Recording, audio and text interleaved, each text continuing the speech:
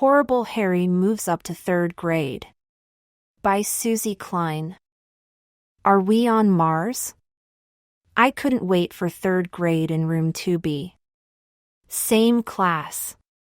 Same teacher. Same room. And most important, Harry and I would be together for another school year. Safe and sound. Boy, was I wrong. On the first day of school, Harry and I went walking down the hall. Ready for third grade, Doug? He asked. I'm ready, I said. We slapped each other 5. When we got to room 2B, we stopped dead in our tracks. A tall man with green eyes and a bald head greeted us. Welcome to school, boys. You're not Miss Mackle, Harry said. This is Miss Mackle's room. No. I'm Mr. Mulder. I'm teaching second grade. This is my room now. Harry stepped inside and looked around. Are you hiding her somewhere? Mr. Mulder scratched his shiny head. Hiding who? Harry and I exchanged looks. What was going on? Were we in the right school? We ran outside the building to double-check. There it was in cement just above the door. South School. Founded in 1901. This is crazy, I said. This is weird, Harry said. We're supposed to have Miss Mackle for third grade. Where is she? We walked back into the building. Let's go to the office, I suggested. When we got there, we saw a huge bouquet of flowers. Harry read the little note speared on the plastic fork. Congratulations, Ms. Carpenter. We looked at the lady sitting at the secretary's desk. She had her back to us. She was typing something on her computer. That's not Miss Foxworth, Harry said. Miss Foxworth doesn't have blonde hair. Let's go ask Mrs. Chan, our old kindergarten teacher, I said. We dashed down the hall. Can I help you boys? Asked a young woman who looked like Snow White. I'm Miss Saharek, the kindergarten teacher. H, we screamed. We started pounding our hands on the wall poster, all I really need to know I learned in kindergarten.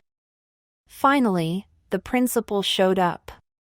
When we spotted his curly hair and mustache, we cheered, Mr. Cardini. Well, hello, Harry and Doug. You boys lost? Yeah. Harry said with his fist in the air. It feels like we're on Mars. Mr. Cardini laughed as he twirled his mustache. I think you two are. Looking for your third grade room. That's upstairs. Didn't you read the number on your old report card? Harry and I shrugged. Take a left at the top of the stairs. Room 3B is the second room on the right side of the hall. Harry and I took off like 2 roadrunners.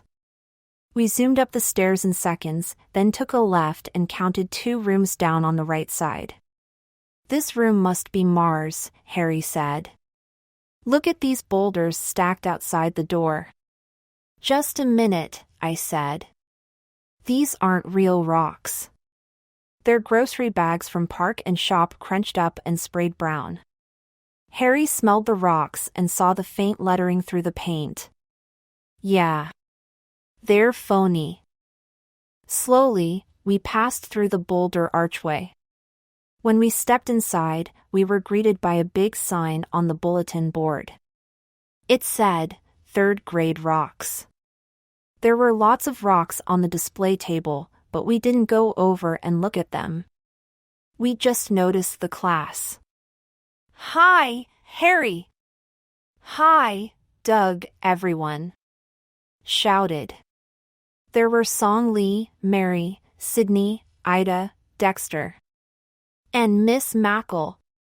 Harry ran over and gave her a big hug. I waved. I was just as glad to see her, though. Welcome to third grade, boys. I can't wait to hear about your summer. Forget summer. What's going on here? I asked. Yeah, Harry replied. Who's that bald guy in room 2B? And where are Miss Foxworth and Mrs. Chon? Miss Mackle smiled. Every summer brings some changes. As you know, we moved upstairs. And South School just hired 2 new teachers. Mr. Mulder for 2nd grade and Miss Saharek in kindergarten. Mrs. Chon retired. What happened to Miss Foxworth? Did she fall off a cliff or something? No, Harry, Miss Mackle said. She got married over the summer and changed her name. Now she's Mrs. Carpenter. 10. She looks different, I said. She changed her hair, Miss Mackle said. She's a blonde now. Ooh-hoo, we replied. When the bell rang, Harry and I found our seats. They had our names on them. Mine was by the window. Harry's was next to the pencil sharpener and wastepaper basket. He seemed to like that. He gave me the thumbs up sign. I wasn't so sure, so I just nodded. Was everything going to change in 3rd grade? 2 things in 3rd grade that didn't change.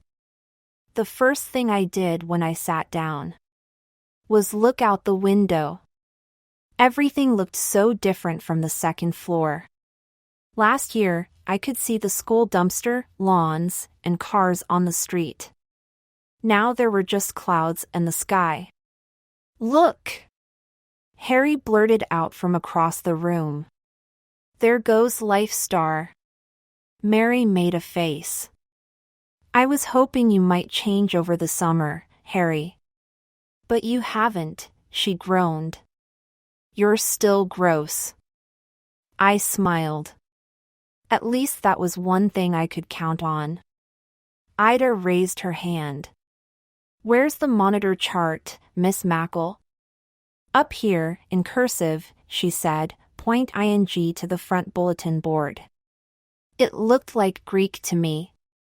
I tried reading it. I couldn't even read the job I had. The rest of the kids' names were in the envelope at the bottom. I couldn't read the words on that either. Temporarily unemployed. Welcome to 3rd grade, boys and girls, Miss Mackle said. I am so excited that we looped. Here we are for a 2nd year together. I hope you all got my postcard asking you to bring a summer memento to class. Everyone nodded. Even Harry. Harry did his homework? Now I knew I was on another planet. Before we have our morning conversation about our summer, let's have our class leaders start the pledge. Harry and Sydney each carried a small flag to the front of the room. I knew why Miss Mackle put them together. They have a tough time getting along. Sydney does something stupid and then Harry gets revenge. I wondered if that would change, too. After the pledge and the Star-Spangled Banner, we all sat down at our desks.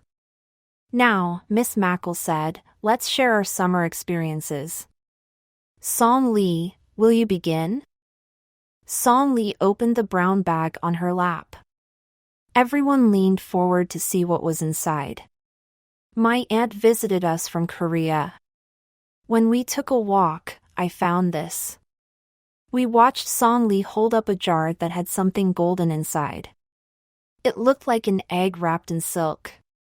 Aunt Sun Yi and I found this under a fence post. It is a spider egg sac. In the spring, it will hatch into many spiders just like Charlotte's magnum opus. Miss Mackle sighed.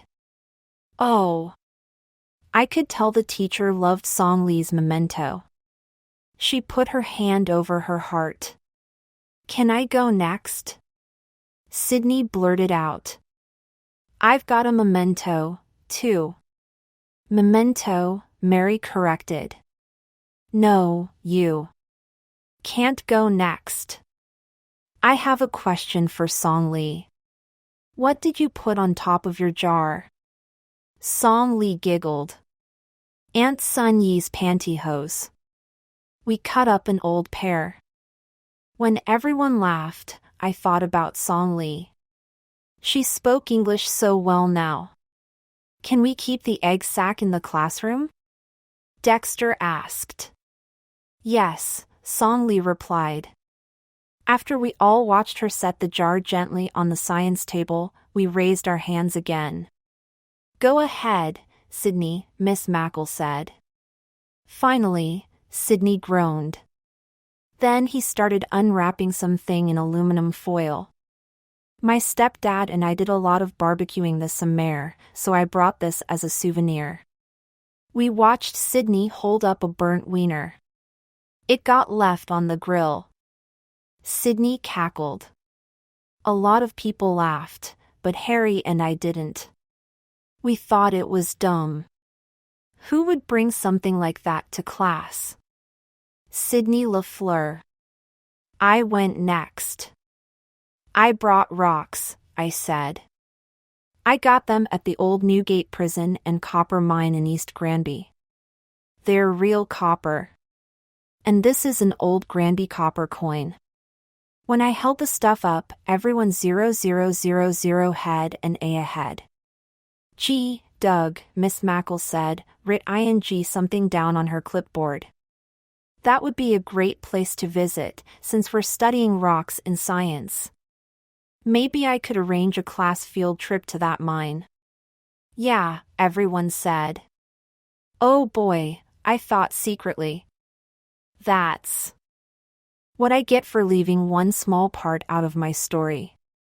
I never went down into that mine. I was too chicken. 2 days before my family went to Old Newgate Prison and Copper Mine, Harry and I had watched the movie Tom Sawyer. It was great except for one awful part where Tom and Becky get lost in the mine and Injun Joe falls down the hole in a cave. I made up my mind then I would never go underground. Please, God, I prayed. Don't let us go on a class field trip to that mine. Okay, Harry said. My turn. And he held up a picture of himself in that scary elevator ride, The Drop of Doom, at Mountainside Park. I wasn't afraid at all, he bragged. It was a piece of cake. That made Song Lee and me roll our eyes. We knew better. Sydney cracked up. Yeah. Tell me more, Old Yeller. Tell the truth. Tell em you had a huge case of the heebie-jeebies. When Harry held up a fist, I knew what he was thinking. Revenge. That was the second thing that didn't change in 3rd grade. I just worried what Harry might do. A deadly event. Things took a nosedive the next day when Harry brought something to school in a shoebox. The box had cellophane on top so you could look inside. All we could see, though, was dirt, some grass, a rock, a plastic lid, and a toilet paper tube. Oh no, Ida groaned. Does that box have a snake in it like the first day in 2nd grade? Nope. Harry grinned. Something better, he said. My mom read me Charlotte's Web this summer, and I got interested in spiders. Miss Mackle beamed. I remember when I read that book to you last year. Yeah, Harry said. I will never forget our invasion of the cobwebs. Well, there's a real spider and cobweb in this box, and I have to get him some fresh water. Sydney cringed. We watched Harry open up the trapdoor on the side of the box, pull out a small lid, and take it over to the classroom sink to fill it with water. When he returned, he put it carefully back inside. Now I'll close the trapdoor so Charles can't get out. Charles? Sydney scoffed. You gave your spider a name? Of course, Harry snapped. He's my pet spider. I found him in my bathtub a week ago. I didn't know spiders took baths, Sydney said. They don't, Harry groaned. He was just thirsty. A bathtub is a good place to find some water. What kind of spider is he? Miss Mackle asked. Just an ordinary one with 8 legs and 8 eyeballs, Harry said. He has everything he needs in this spider house. I just have to feed him a fly now and then. I hate spiders, Sydney said. They're bloodsuckers. Mary put her hands on her hips. Spiders have to eat, too. Charlotte explained all of that. I think I'll make a spider house for my egg sac after school, Songli said. I'll help you, Mary replied. Harry and I started pulling books about spiders out of the library corner. Mary and Songli got their science notebooks and started drawing pictures of Charles. Dexter and Ida made a spider board game about Charlotte's Web with pink chance cards. What were the names of Charlotte's 3 grandchildren? Dexter said as he wrote the question down. Name them and you advance 3 spaces. And then at 10:07 it happened. When everyone was busy. Harry was over by the windows trapping a fly for Charles's meal. Ow, woof! Sydney screamed. The spider just crawled out the trap door. He's gonna get me. Harry put down his fly swatter and raced over. But not in time. Sydney took one of my copper rocks and smashed the spider. Blam! You killed Charles! Harry yelled. Miss Mackle rushed over. Everyone made a circle around the science table. He was trying to escape, Sydney pleaded. He was going to bite me. I did what I had to do. No one said anything. Slowly Harry put up 2 fists. Oh, I thought. Now he's thinking double revenge. Miss Mackle called us over to the braided rug in the library corner. Please sit down, boys and girls, she said. We did. Spiders are nature's best friends.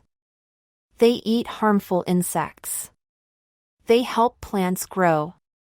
We don't have to be afraid of them. Mary sneered.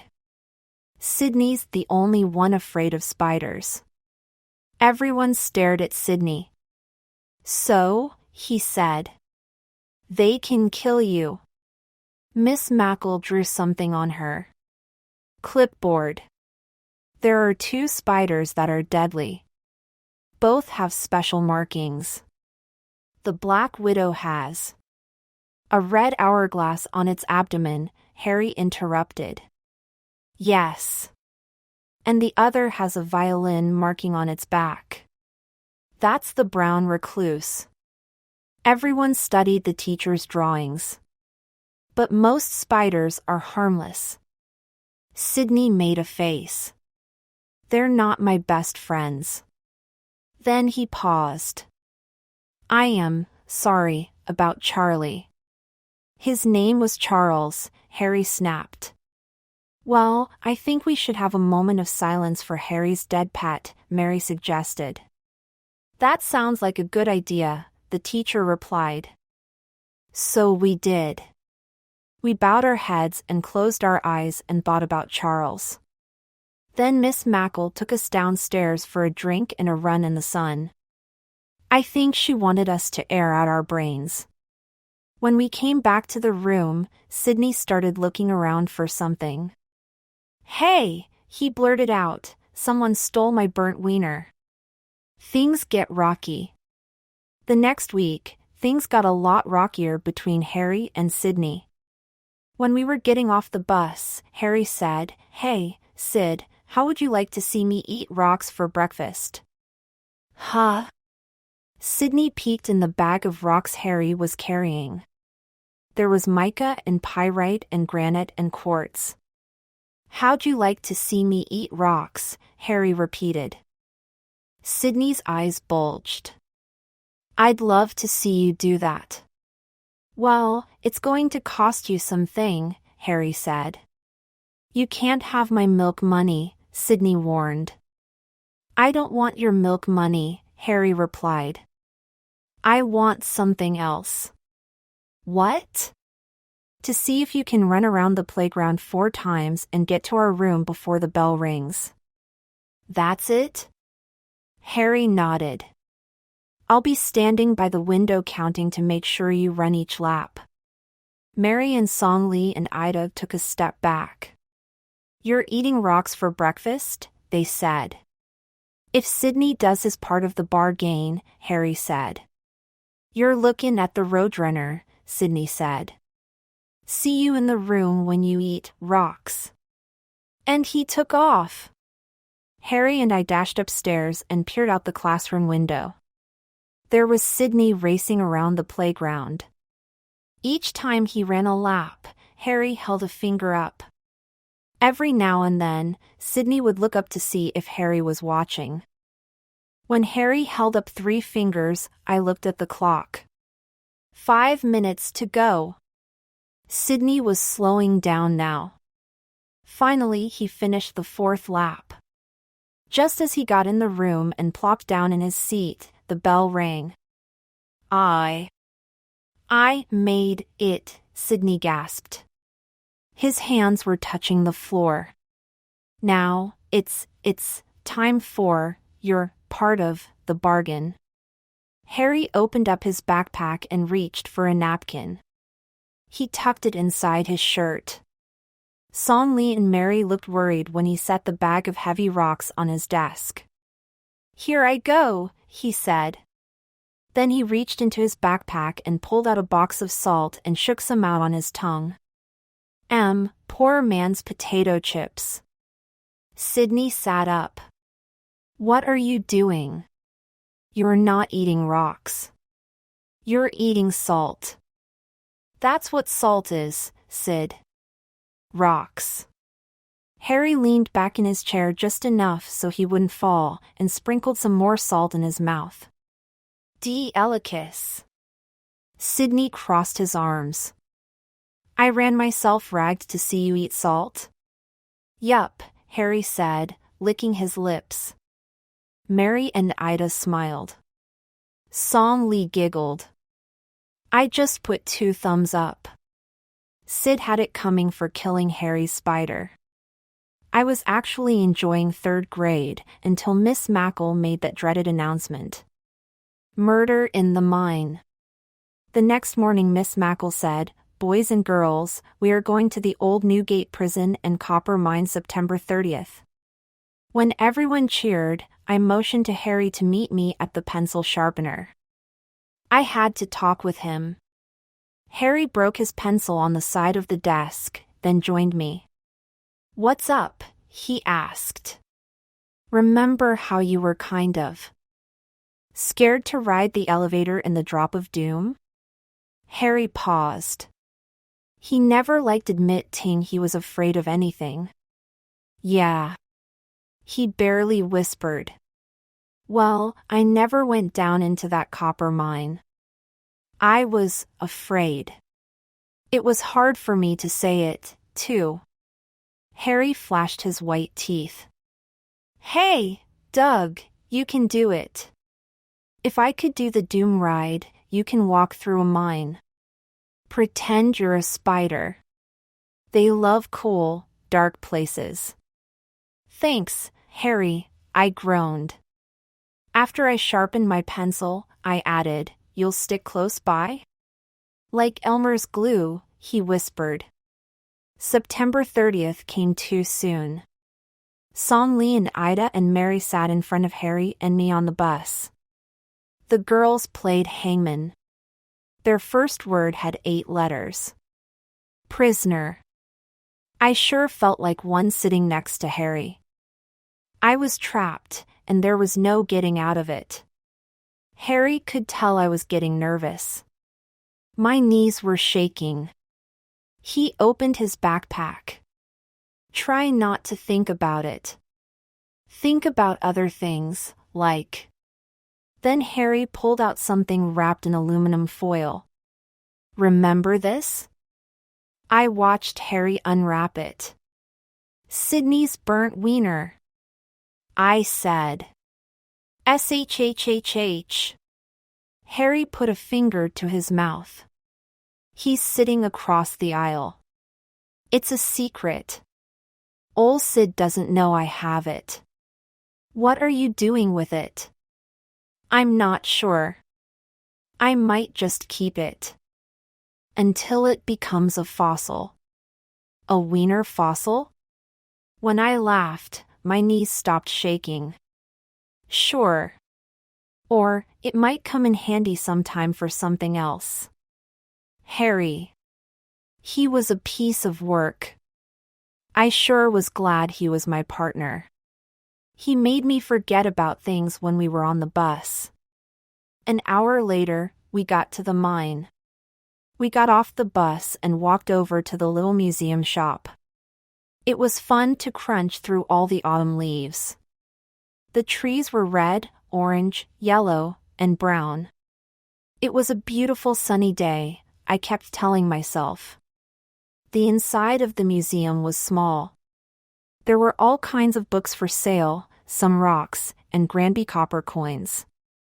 There were also soda and candy machines, but Miss Mackle stood in front of them like a football guard. Spend your money wisely, she said. Sydney made a long face. He had his coins ready. Man, that's no fair. I wanted to get a crunchy chocolate bar. As soon as I spotted the boys' room, I ducked inside. I always have to go when I get nervous. Later, when everyone had bags of souvenirs, a gray-haired man said, "Welcome, boys and girls, gather round. You are about to visit the first copper mine in the 13 colonies. It also was our first state prison. Back in the 1700s, prisoners worked in the mine. What crimes did they commit?" Mary asked. She had her pencil and notebook and was taking notes. Most of them were horse thieves, counterfeiters, and burglars. What did the burglars steal? Sydney asked. Well, in 1780, 7 men broke into Captain Ebenezer Dayton's house and tied up his wife with a torn sheet. Where was Ebenezer? Mary snapped. He was out of town. Mary rolled her eyes. So, what happened? Harry asked. Well, they kept her tied up in a chair for 2 hours while they ransacked the house. They took coats, cloaks, gowns, silk handkerchiefs, silver shoe buckles, a spyglass, 2 muskets, 4 halberds, and 450 pounds of gold, silver, and copper coins. What's a halberd? Mary asked. It's a long-handled axe. We followed the elderly man outside to a courtyard and brick wall. When he leaned over, he picked up some rocks. Just about everywhere you look you can see copper rocks. If it has green on it, it's copper. Mary bent down and pointed at something green. This isn't copper, she said. It's someone's half-eaten lime lollipop. Gross, Ida said. There's a spider on it, too. Don't kill it, Harry said, looking at Sydney. Single file please, the guide said. We're about to enter the mine. Oh boy, I said to Harry. Here we go. Harry walked right behind me.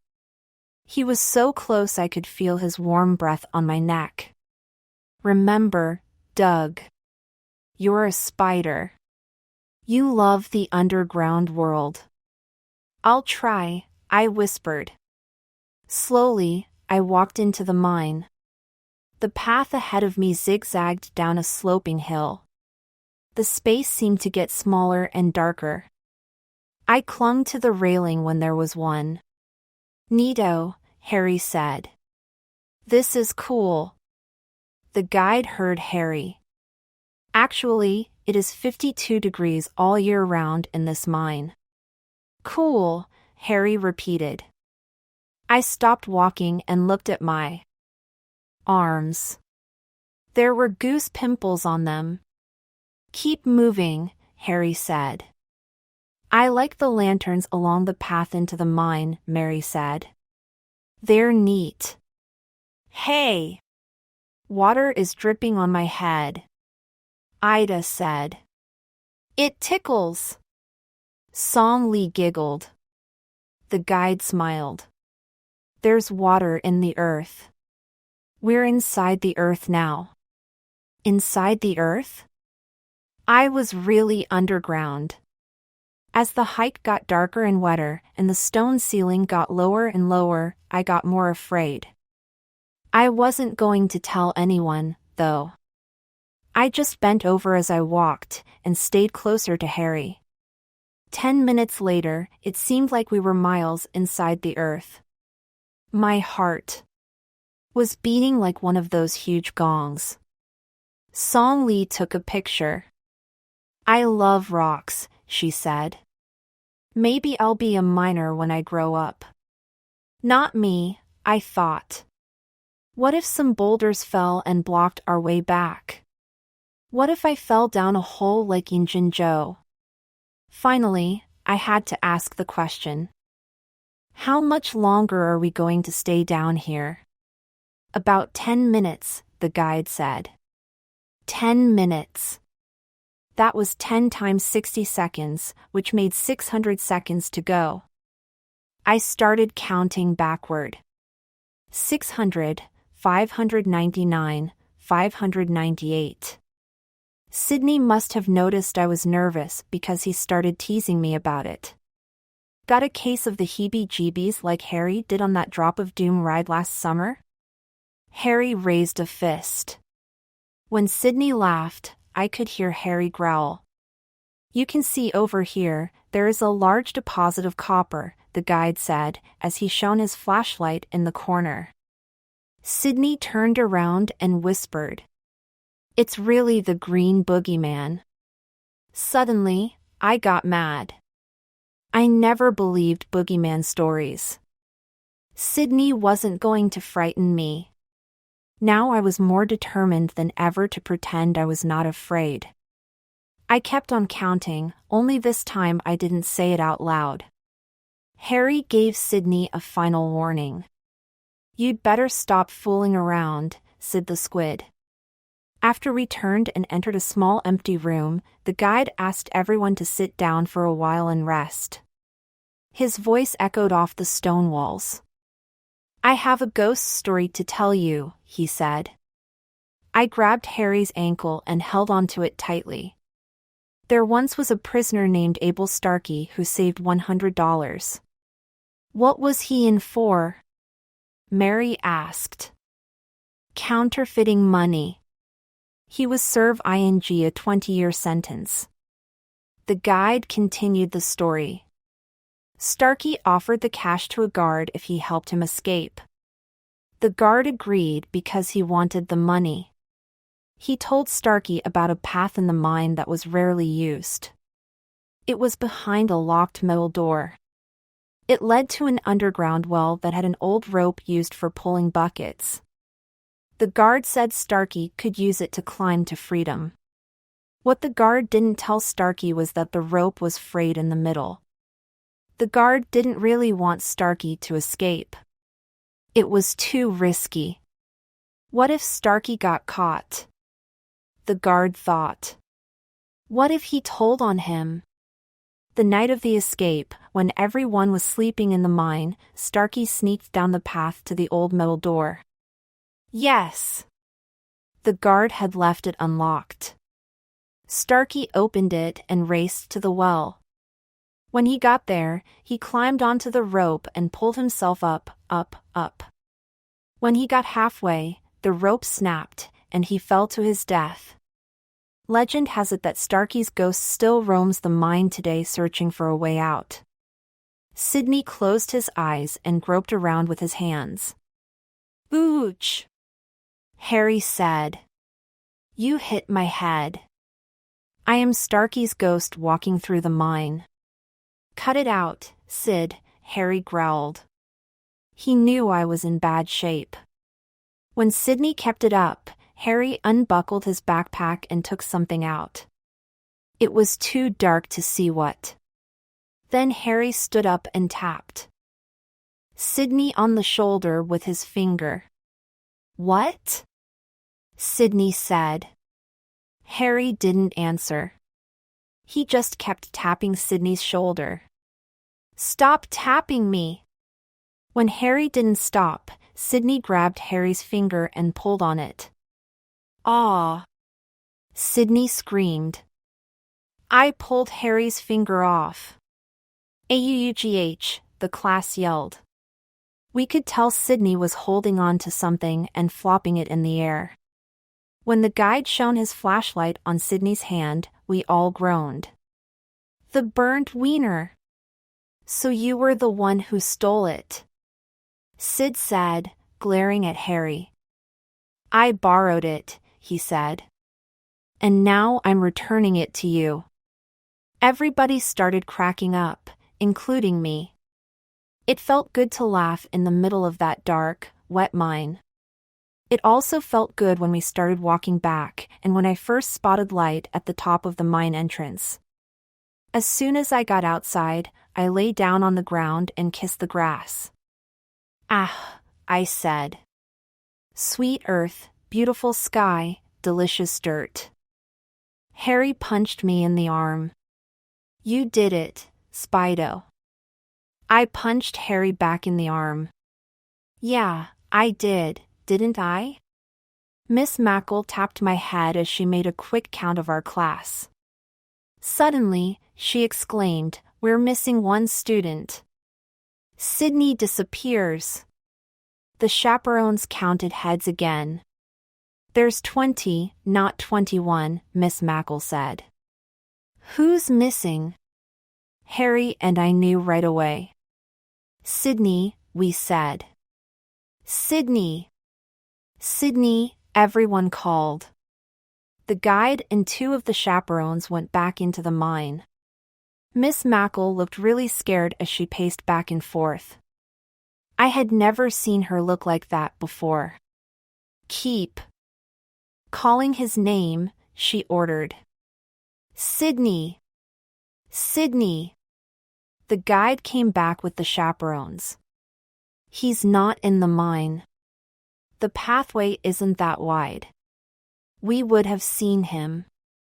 Maybe he fell down a hole, Mary said. Mary.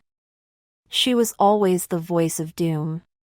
Harry started to feel a little guilty.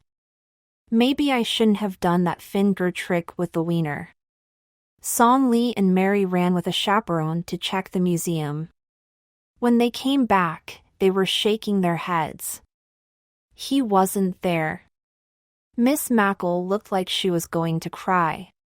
Where is he? He's not on the bus, another chaperone reported. She was out of breath.